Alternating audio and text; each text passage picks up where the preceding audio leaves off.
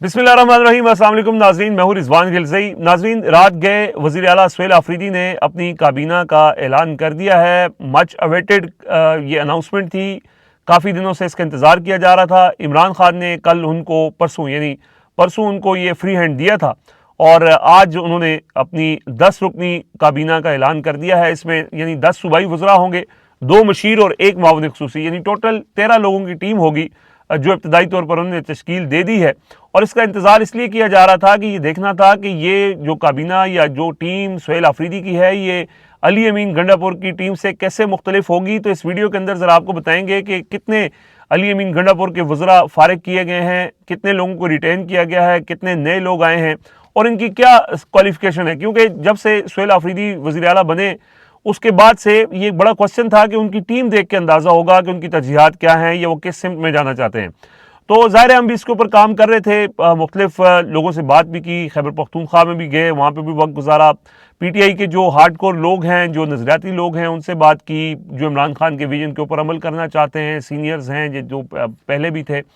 इसके अलावा ब्यूरोक्रेसी के अंदर जो पिछली काबीना थी, ज़ाहिर है वो ब्यूरोक्रेसी के साथ ही मिल के काम कर रही थी, तो उनसे भी फीडबैक लिया गया। तो बड़ा इसके ऊपर यानी कि जो अली अमीन गंडापुर की काबीना के ऊपर करप्शन के बहुत ज़्यादा इल्ज़ामात थे, तो उसमें वो लोग जिनके ऊपर बहुत ज़्यादा इल्ज़ामात थे, यानी जिनको गंदा अंडा कहा जाए तो गलत नहीं होगा, तो वो कितने गंदे अंडे निकाले गए हैं और कितने गंदे अंडे जो है वो रिटेन किए गए हैं, ये भी बड़ा इंटरेस्टिंग चीज़ है। तो ज़रा तफसील से इस वीडियो के अंदर मैं डिस्कस करूँगा। सबसे पहले तो आपको नाम बता देते हैं कि जो लोग सुहेल आफरीदी ने अपनी टीम में मुंतखब किए हैं। इसमें सबसे पहले मीना खान आफरीदी हैं। ज़ाहिर है ये बहुत करीबी हैं सुहेल आफरीदी के और इनको अगर डिप्टी चीफ मिनिस्टर कहा जाए तो गलत नहीं होगा। तो पहले मैं ज़रा नाम पढ़ देता हूँ, फिर मैं इनकी आपको बताता हूँ कि कौन पहले वज़ीर था पिछली कैबिनेट में और कौन नहीं था और किसकी क्या स्पेशलिटीज़ हैं, ये क्या काबिलियत है। मीना खान आफरीदी के बाद अरशद अयूब हैं, अमजद अली हैं, आफ्ताब आलम हैं, फजल शकूर खान हैं, खलीकुर रहमान हैं, रियाज खान, इसके अलावा सैयद फ़खर जहान, आकिबुल्ला और फैसल तरकई। ये 10 रुकनी सूबाई वज़रा की कैबिनेट है। मशीरों में मुजम्मिल असलम मशीर हैं और ताज मोहम्मद तरंद ये मशीर होंगे और मुआवनीन ख़ुसूसी में सिर्फ एक मुआवन ख़ुसूसी रखा गया है, शफ़ी जान। अच्छा, अब मैं आपको ये बताऊं कि कितने लोगों को अली अमीन गंडापुर की कैबिनेट से निकाला गया है। माफ़ कीजिएगा। अली अमीन गंडापुर की कैबिनेट से 9 सूबाई वज़रा को फारिग किया गया है। यानी अली अमीन गंडापुर की काबीना में जो 9 लोग थे जिनके बारे में ज़ुबान ज़देआम था कि उन्होंने नहीं इंसाफ किया अपने ओहदे के साथ जब वो वज़ीर बने, और ज़ुबान ज़देआम थी उनकी करप्शन की स्टोरीज़, उनकी नाअहलियों की स्टोरीज़। तो वो 9 ऐसे लोग हैं जिनको सुहेल आफरीदी ने फारिग किया है और उनको यानी अपनी टीम से निकाल दिया है। उन 9 लोगों में कौन कौन शामिल है जी? उनमें अदनान कादरी हैं, फजल हकीम हैं, कासिम अली शाह हैं, फ़तेहुल मुल्क नासिर हैं, पख्तून यार खान हैं, इसके अलावा नज़ीर अब्बासी हैं, अदील मलिक हैं, मोहम्मद सज्जाद हैं और ज़ाहिर शाह हैं। ये 9 लोग जो हैं ये फारिग कर दिए गए हैं। ये अब खैबर पख्तूनख्वा के वज़ीर नहीं होंगे, यानी जो पिछली कैबिनेट में वज़ीर थे। मशीर भी हैं जो पिछली काबीना में थे लेकिन इस काबीना में नहीं है। उसमें top of the line barrister Saif के हवाले से बहुत सी बातें चल रही थी कि क्या उनको होना चाहिए या नहीं होना चाहिए। तो बैरिस्टर सैफ को निकाल दिया गया है जी, फारिग कर दिया गया है। इसके अलावा जाहिद चंदेब मशीर थे, उनको भी फारिग कर दिया गया है। इसके अलावा जो है वो ये हैं एहतशाम अली, ये मशीर सेहत थे, इनको फारिग किया गया है। इसके अलावा जो है शाह फरमान थे, एडवाइज़र थे, उनको फारिग किया गया है। मुआवनीन ख़ुसूसी में अब्दुल करीम थे, इनको फारिग किया गया है।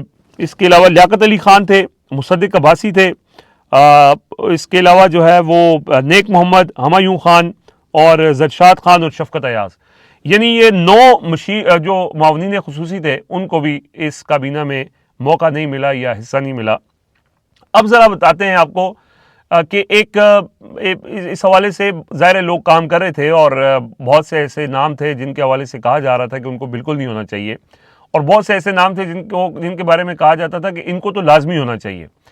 तो वो जो एक फहरिस्त, इंडिपेंडेंट सी फहरिस्त बनी थी जिसके बारे में लोगों की राय या पब्लिक ओपिनियन या ब्यूरोक्रेसी की ओपिनियन थी, उसमें जिनको बनना चाहिए था, यानी जो एक लिस्ट बनी थी जो अच्छी शोहरत के हामिल लोग थे, उस फहरिस्त में से 6 लोगों को, यानी 10 में से 6 लोग ऐसे हैं जो उस अच्छी शोहरत के हामिल फहरिस्त में से उनको लिया गया है, और वो ऐसे हैं जो अली अमीन गंडापुर की कैबिनेट में भी थे। मसलन मीना खान आफरीदी, ज़ाहिर है वो वज़ीर हायर एजुकेशन थे, बाद में उनकी मिनिस्ट्री जब अली अमीन गंडापुर ने लास्ट डेज में चेंज भी की थी, वो उनको रिटेन किया गया है, ये एक अच्छा फैसला है। अरशद अयूब खान है, ये उमर अयूब के कज़न है और इनकी बहुत अच्छी रेपुटेशन है, ये लोकल गवर्नमेंट के वज़ीर हैं और एक अच्छे प्रेजेंटेबल आदमी हैं, और इनको भी रिटेन किया गया है। यानी जो अच्छे शोहरत के हामिल लोगों में से जो पिछली काबीना अली अमीन गंडापुर की काबीना में थे जिनको रखा गया है, यानी नए नहीं आए, यानी उन्हीं में से उनको कंटिन्यू किया गया है। दूसरे नंबर पे अरशद अयूब हैं। आफ्ताब आलम वज़ीर कानून, अच्छी शोहरत थी, उनकी हवाले से ज़्यादा शिकायत नहीं थी, वो उनको भी रिटेन किया गया है। फजल शकूर खान वज़ीर लेबर थे, यानी मेहनत, वज़ीर मेहनत, उनको भी रखा गया है जी, और वो भी इसके अंदर शामिल हैं जो सुहेल आफरीदी की कैबिनेट है। अच्छा, इसके अलावा जी एक्साइज एंड टैक्सेशन के वज़ीर हैं खलीकुर रहमान, अच्छी शोहरत के हामिल हैं और उनको भी रिटेन किया गया है। रियाज खान हैं, ये नई एंट्री है, इनको पहली दफ़ा काबीना में शामिल किया गया है। सैयद फ़खर जहान, ये स्पोर्ट्स के मिनिस्टर थे और ये भी अच्छी शोहरत के हामिल हैं। उसके बाद आकिबुल्ला हैं और फैसल तरकई हैं। आकिबुल्ला असद कैसर के भाई हैं और ना ये मतलब एवरेज आप इनको कह सकते हैं, ना 3 में ना 13 में, इस तरह अगर कहा जाए तो गलत नहीं होगा। यानी असद कैसर को शायद खुश करने के लिए उन्होंने इनको बनाया है, लेकिन इनकी कोई इतनी बैड रेपुटेशन भी नहीं है। ये भी नहीं है कि कोई बहुत इन्होंने इनके ऊपर इल्ज़ामात हैं कि करप्शन की हो, ये जो भी, लेकिन अब जहाँ तक अहलियत की बात है वो उसमें शायद यानी कुछ अच्छा ना, कुछ बुरा ना किया, बुरा नहीं किया तो कोई बहुत अच्छा भी परफॉर्म नहीं किया। पिछले दौर में ये वज़ीर एजुकेशन थे, यानी अपाशी के वज़ीर थे, लेकिन चूँकि असद कैसर के भाई हैं तो उनको भी साथ ज़ाहिर लेके चलना है। और शेराम तरकई के भाई फैसल तरकई, ये भी उसी कैटेगरी में आते हैं और ये इनको वज़ीर तालीम थे, और ये वो वज़रा थे दोनों, वैसे शेराम फैसल तरकई और आकिबुल्ला, जिनको अली अमीन गंडापुर ने चेंज किए थे इनके महकमे कि इमरान खान ने कहा है तब्दील करो, तो फिर ये रिज़ाइन कर गए थे, ये छोड़ गए थे। तो एक ये वजह भी हो सकती है कि इनको चले पहले इन्होंने खुद ही रिज़ाइन कर दिया और ये अली अमीन गंडापुर के साथ नहीं चलना चाहते थे, तो लेकिन इनके हवाले से कोई ज़्यादा शिकायत भी नहीं है कि ये एक बैड रेपुटेशन के। एक उसमें अमजद अली है, जो डॉक्टर अमजद अली हैं, जो मामले खुसूसी हाउसिंग थे, उनको वज़ीर बनाया गया है और इनके ऊपर नैब के बड़े केसेस हैं। हालांकि ये बड़ी सख्त गुफ्तगू करते हैं और कुछ लोगों का ख्याल है कि उस जो सख्त गुफ्तगू वो पार्लियामेंट के फ्लोर के ऊपर करते हैं, उसके बाद उनको ये नैब के नोटिस वगैरह आए। इसके ऊपर स्पीकर बाबर सलीम ने बाकायदा DG नैब को बुलाकर उनसे पूछा भी था, लेकिन ओवरऑल जो हेर से है, जो लोगों की बातें हैं, जो वहाँ लोग करीब से जानते हैं, उनके ख्याल में ये एक ऐसी शख्सियत हैं कि जिनको शामिल करके सुहेल आफरीदी ने, यानी ये इनकी सिलेक्शन के ऊपर सवाल ये निशान हो सकता है। सिर्फ एक ऐसा नाम है जो उस लिस्ट में थे जिनको अच्छा नहीं समझा जाता था, तो उस लिस्ट में से सिर्फ एक नाम सामने आया। तो इतना मार्जिन चलें, अगर 10 में से एक ऐसा है जिसके ऊपर एतराज़ात हैं तो उसको कर सकते हैं, एक बैलेंस सा वो कह सकते हैं, लेकिन बाकी जो मैंने आपको नाम बताए ये बहुत अच्छी शोहरत के हामिल हैं। मुज़म्मिल असलम ऑब्वियसली वज़ीर उनको बनाया गया है और वो ज़बरदस्त काम कर रहे हैं। वफाक में भी इमरान खान की टीम में थे और इमरान खान के कहने पर उनको मशीर ख़जाना बनाया गया था। ज़बरदस्त काम उन्होंने किया। इस हवाले से ज़बरदस्त काम उनका था कि जब वो आए थे तो सूबे के बजट के बहुत मसाइल थे, अब बजट सरप्लस में है, बहुत मेहनत की है, बहुत मेहनती भी हैं और फुल क्रेडिट उनको जाता है और उनको बिल्कुल मेरिट के ऊपर उन्होंने एडवाइज़र टू फाइनेंस यानी मशीर ख़जाना होंगे वो। ताज मोहम्मद तरन, ये MP हैं बडग्राम से और अच्छी शोहरत के हामिल हैं, ये भी मशीर होंगे। और शफ़ी जान PTI का फेस हैं, यंग है और बड़ा ज़बरदस्त उनका जो है वो प्रेजेंस भी है, तो उनको जो है वो शामिल किया गया है। तो ओवरऑल इन 13 में से 12 जो नाम हैं वो तो बिल्कुल यानी अच्छी शोहरत के हामिल है। एक आध के ऊपर जो है वो एतराज़ बड़ा लोग करते भी हैं, किया भी जाता है।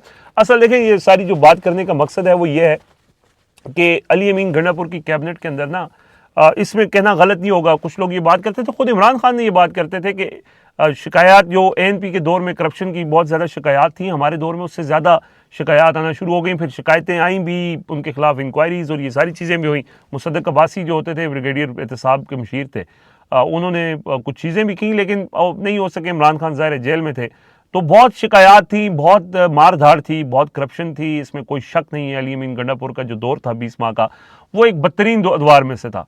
तो उनकी काबीना में जो लोग थे फ्री एंड बहुत ज़्यादा लोगों ने यानी कि मार धाड़ की ना, तो इसी वजह से सुहेल आफरीदी ने ये कहा था कि एक तो तब्दीली नज़र आएगी।